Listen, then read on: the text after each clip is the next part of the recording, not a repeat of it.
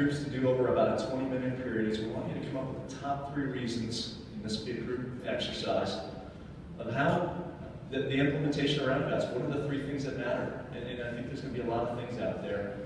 We've had a lot of good discussion, but we would love to have what people really think are the key points so we can keep this thing focused. So this first group right here in front, Mike. All right, money was a common theme and recurring theme. What occurred, we have money, design, outreach, but along the outreach concept related to design, everything seems interrelated. The decision makers decide where to spend the money, and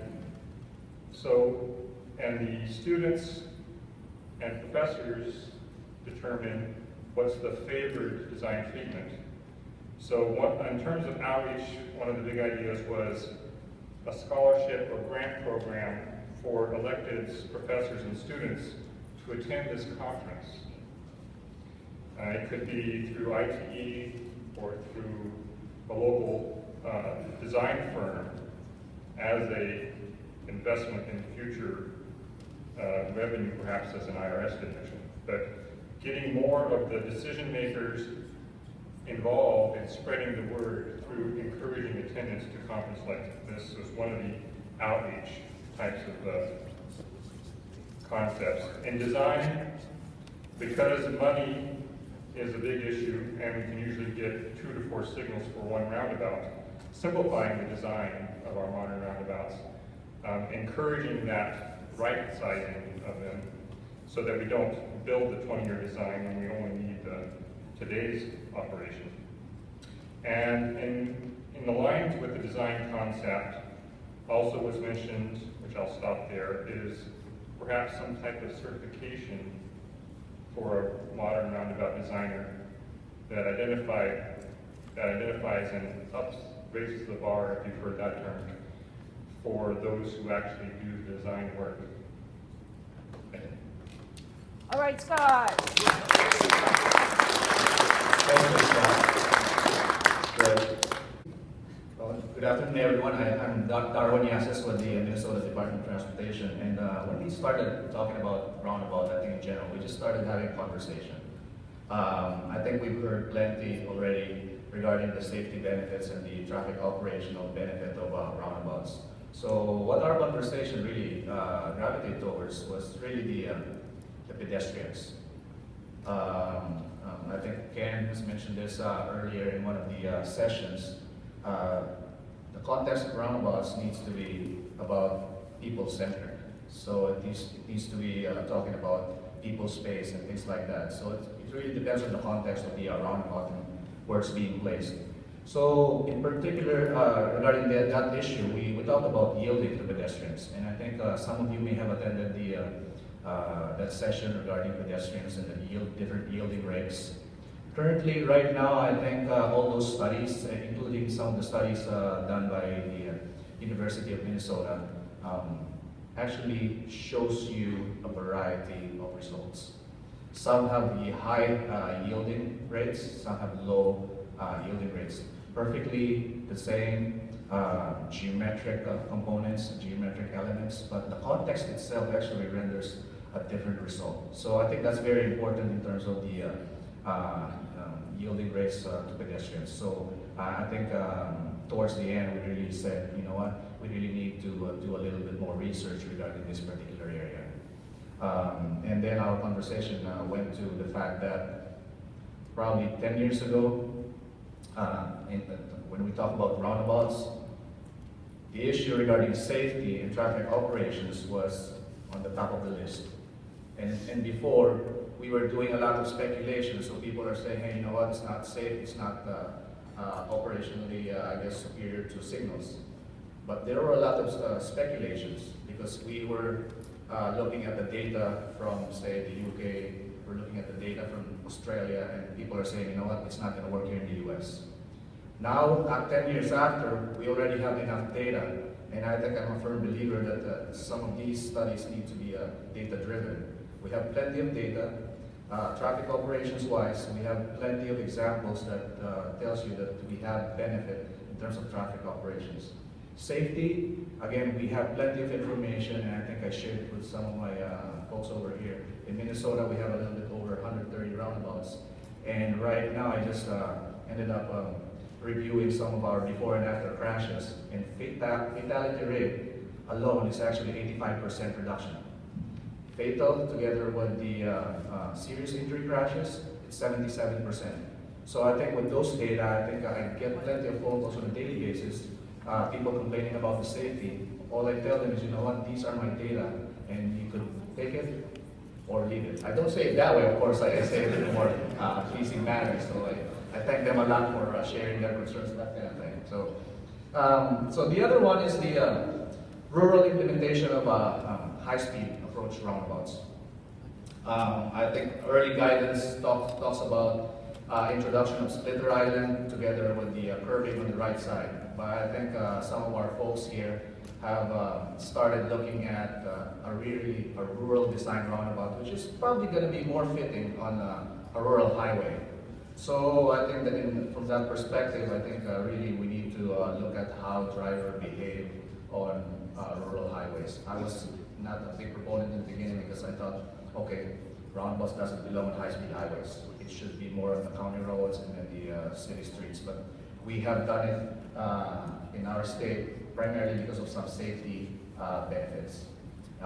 So rural implementation of roundabouts, that will be the next one. And then the third one, we talked about roundabouts for cold regions. We see all these treatments, pavement markings and all those, but in cold regions where it snows a lot, where does your pavement marking go? So I think it's a matter of really integrating it in terms of your maintenance program and things like that. So I think the focus should be geared towards that one as well. Thank you. Thank you, Darwin. Okay, so I'm Paul Mackey from Safe Street in Quebec City. We have an international group, Canadian-US. We have two suggestions. The first suggestion kind of latched onto the idea that we heard that engineers are not necessarily good PR people.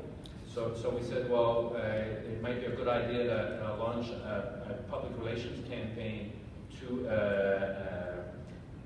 sell roundabouts. So we said, well, what's a good selling point for the general public? Because engineers would go to more like safety concerns and operational concerns and things like that, but that might not be the best sell for the overall population.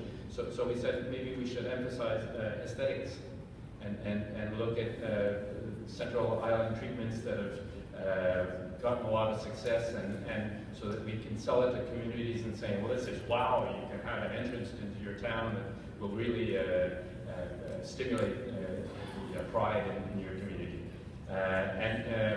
It could be an overall public relations campaign for the general public, but it also could be kind of directed especially, for example, there's the National League of Cities, and so if we could get some city officials on board, that might allow for some interesting implementation of roundabouts.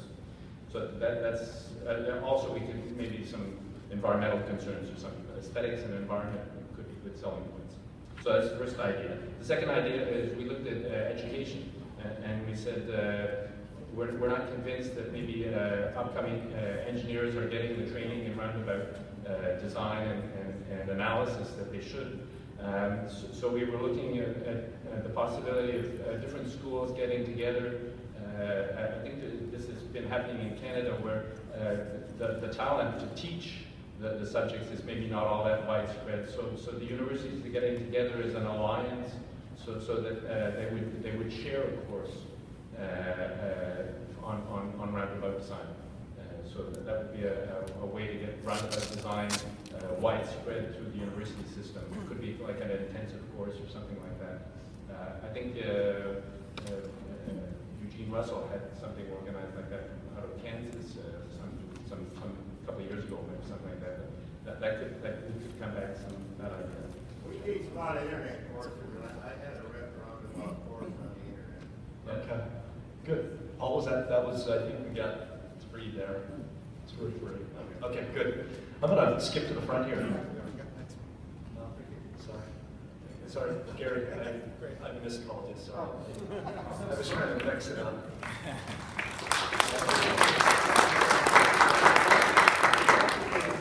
Next study is Ross L. Ross, City of Rossville, DNC. We came up with 4 actually. 4th one being a little bit of a joke, but we'll go through the 3 first. Funding, safety, and policy.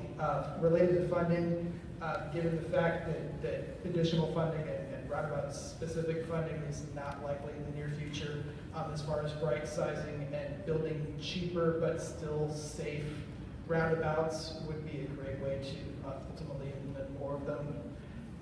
Second one being safety. We would like to continue to emphasize the safety benefits of them, along with quantifying the specific bike and ped safety improvements for roundabouts that are existing in the United States. And third was eliminating poorly designed roundabouts and retrofitting, as far as, and that is a little bit trickier thing to do, but as far as reaching out to the cities and counties that have not been following best practices and emphasizing the education with implementing a peer review process and leaning on other more successful agencies that have done it the right way, and not to slap their hand and tell them they haven't done a good job, but try and ramp up that education. 4th one being a little bit of a joke, but would you don't have to convince me as far as improving the implementation, as far as if we could targeted infiltration of the state DOTs that are poor adopters and not considering them, as far as getting some of these people getting some of these people in this room inside the state DOTs to start pushing it from that end. Woohoo! Thank you. Thank you. I'll try to be quick and to the point here. We came up with 4 ideas. The first one being, again, a national public relations campaign, getting the public on board, teaching the public maybe some of our safety issues, really illuminating why this is an advantage. Yes, it's aesthetic, but they need to know that it's safer.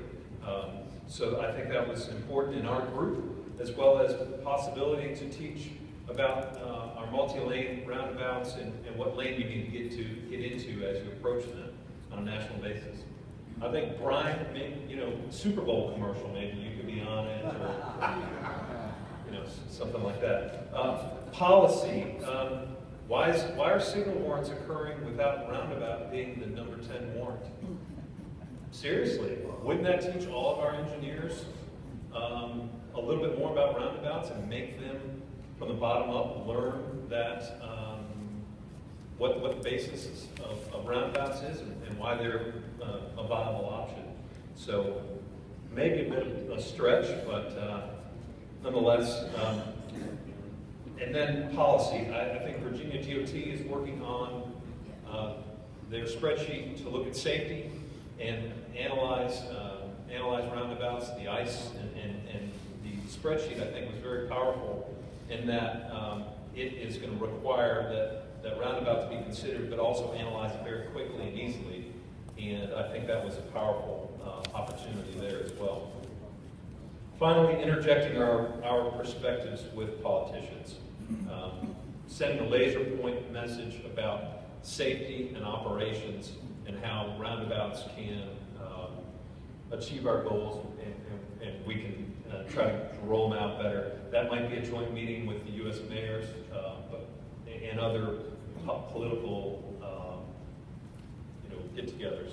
But it's interjecting with politicians and letting our voice be heard. So, yeah, good ones. Thank you.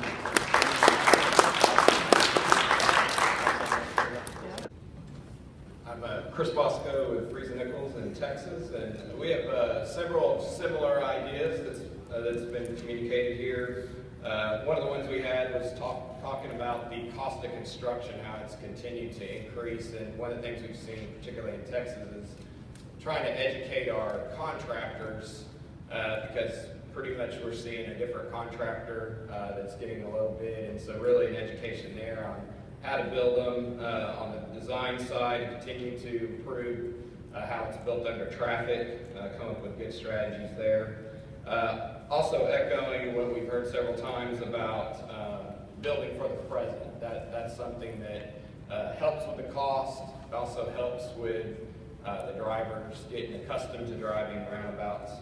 One idea we had that may be a little bit different than what we've heard from the previous presenters was we were talking about education outside of the engineering community, and Jeff mentioned how there's some organizations of people that have lost loved ones due to left or failure to yield situations at traffic signals. And those organizations are very focused on trying to improve traffic signals and not really fully on board with the roundabout concept. So maybe reaching out to those groups that have that emotional connection and really focus on trying to educate them to help communicate this message, how roundabouts improve the safety and reduce those type of accidents. Great, thank you.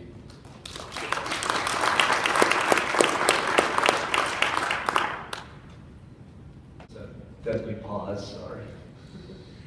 Daniel Span with RPM Transportation Nashville, and Michelle Stevens is going to fill in any gaps that I missed. You're going to hear a lot of the same things from our group that you've heard with others, all great ideas. The first thing that came out of our group was the need for more public education, more driver education, and really thinking of that more on a nationwide level. You know, just because we don't have a lot of roundabouts in Tennessee, it doesn't mean a driver may not end up on the ground in Minnesota or Washington State, somewhere where they do have a lot of roundabouts. So we need to make that a consistent thing in our driver education. Our second thing was educating other professionals that we've already heard and talked about. Other professional groups, decision makers. I think one of the first ideas about thinking about ways that we can use things like this conference to do that, and maybe come up with some grants and scholarship ideas to get some more of those people here to be around us would be a great thing. I think it's one thing to show them a webinar or show them a book, but being in a room of 350, 400 experts in roundabout design can be very, very compelling. And then the third thing, two more things. Consistent messaging with our outreach. You know, we hear a lot of different things here that we're hashing through as far as details of roundabouts, but you know, the bottom line is there is a common core of roundabouts that we all acknowledge as a good thing. You know, so developing that common message that we can share, and it all gravitates back to safety and operations. And then I guess our fourth really research idea that was proposed in our group, and I think this was really good, is looking at pedestrian safety versus pedestrian efficiency. Sometimes that we look at the roundabout as being very safe for pedestrians and cyclists and those kind of things, but we kind of sometimes can miss the fact that we may be introducing some more delay for them, or just make sure that we're considering the entire person, vehicle, person standpoint as far as getting through the roundabout. I just think something was mentioned about enforcement. I think we do need to make sure that there is more enforcement when we open up the roundabout, so that people understand that they do need to yield and they do need to make sure they do get in the right lane. So that might help us have education, enforcement, and design, all three prongs. Great, thank you.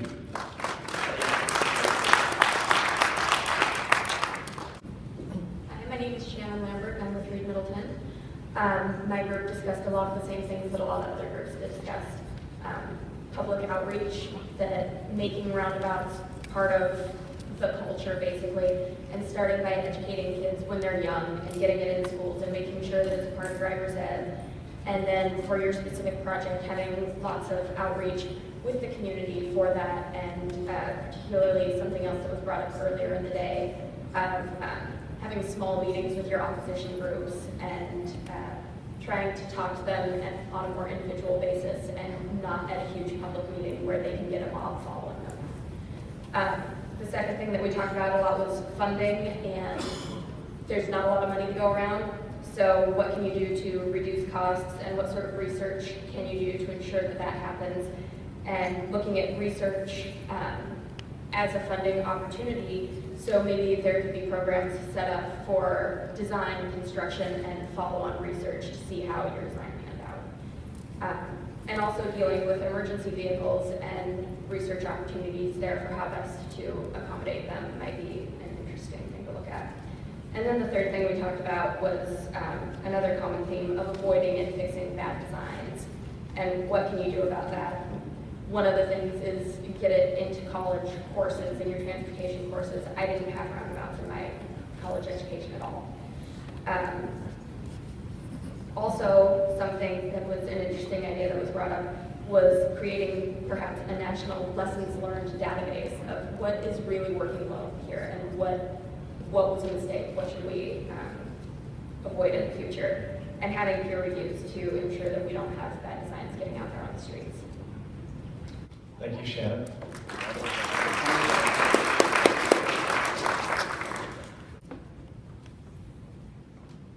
So I'm Nathan Bells, University of Alaska Fairbanks. As long as we're adding ideas, so we're up to 4 now. My group came up with 12, so I'm just going to wrap up. I knew somebody would pick up on that. I said, No, I'll try to stick to 4, right? So the first, and I think this is it's a step back before the public relations pieces come up. But I think before that is just getting a better, and we have consensus in our group on this, is a better idea of what the issues are related to public acceptance. So the perceptions and misconceptions about roundabouts or circular intersections in general.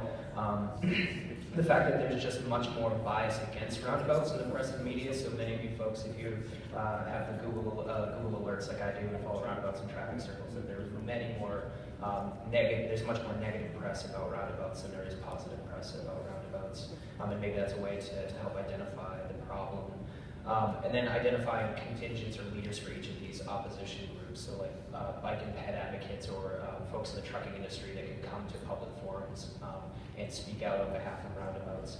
The second was multi-lane safety issues. So based on the crash types that we're seeing, the frequency of those crash types, what works? Is it signage? Is it striping? Is it lane designation? The third is getting best practice or consistent practice for the phased construction or expandability of roundabouts over time. We talked about how bad we are at forecasting, and rather than just making a very large roundabout, what are the best methods for building the footprints and then expanding afterwards. And then the fourth being the driver training piece as well. But one thing that wasn't noted in there, like we can continue to throw roundabouts into driver's ed and teach younger folks, but that maybe one course or maybe like 2 hours within the course, maybe they get to drive through a roundabout or not, depending on where they're taking that driver's ed. But then they have 6, 8 months, a year while they have their permit that they're driving with folks that never learned how to drive a roundabout. So then they're getting those bad behaviors or learning from folks that still don't know how to drive roundabouts properly. So that was our point. Thank you, Nick. Hi everyone, I'm Gary Shaws. I'm the Assistant Director of the City of Austin and the city's traffic engineer. I also chair IT's Roundabout Committee. We've heard a lot about collaboration. Collaboration is very important. I left my cheaters in my room, so Robin, thank you for your cheaters. That's why I live this way. Our first thing was education. Educating the policymakers. We were very fortunate in Austin to have a state senator who sponsored an hour and a half for us at the state capitol. He invited all of the state legislators, Senate, and the House. Didn't get a whole lot of turnout, but at least the invitation was there. And a special shout out to Reed Middleton, Rachel Price, and Patrick Grady who helped us with that. So thanks very much. But also we heard this earlier, educating the new students. Add that tool to their toolbox as they come out of school with these bright and great ideas. Don't limit it just to civil engineering. Schools of architecture, planning, those urban, I use the term urban architects who can help us convey the emotion of the design. Because a lot of what we face as challenge is people are afraid. So we can bring the technical expertise, but we still have to address the emotion. Which takes us to our second one, how do we bring these up front? We've talked about model policy adoption. There's a variety of them out there. Some of them are cooking. Some states and some local jurisdictions have already adopted some. And we can use those as ideas. One of those that's embedded in there is the roundabouts first policy. New York State DOT has one. I, as a city traffic engineer, have said it. But there's other things that can be done as well. You know, the intersection control evaluation process, you know, the ICE. The roundabout seems to always kind of get skipped, or it's kind of glossed over because the people that are using the tools or implementing the tools don't understand that particular tool. So that tool stays in the toolbox. We also need to, from the standpoint of the MPO, we had a great conversation in our audience. I've projected out 25 years, and my crystal ball is perfect. There are going to be exactly 6,223.7 cars turning here. So we must, and it's going to be during 10 minutes, 25-year out morning peak, so we must design for it, and we must build for it. We really, really need to change that mindset. Let that inform our decision, but especially in terms of very limited budgets, build what you need for maybe the next 10 years. Leave yourself some elbow room if you need to expand. Be clever about how you design for expansion. Third thing is we do need to build the technology expertise. We've heard it said, data is our shield and our sword. So we have to go to the torches and pitchforks. We have to have the armor on that says we know what we're talking about. We have the data, we have the trends, we have the examples, so that we are poised to put that argument aside. If you can answer the data side, then you're dealing with the emotion. But if your data's weak, if your modeling's weak, folks, they are out there picking at your models like at a sweater, looking for the loose thread to unravel the whole thing. You've got to be wired-tight for that. So you've got to have an internal champion, somebody at a level in staff of the implementing agency who is the trusted advisor, you heard me mention this earlier, to the decision makers. You have to look at, I think this is out of Montana, the concept of science leads to the spirit, leads to the action. So I understand it, I'm motivated, I'm going to get it done.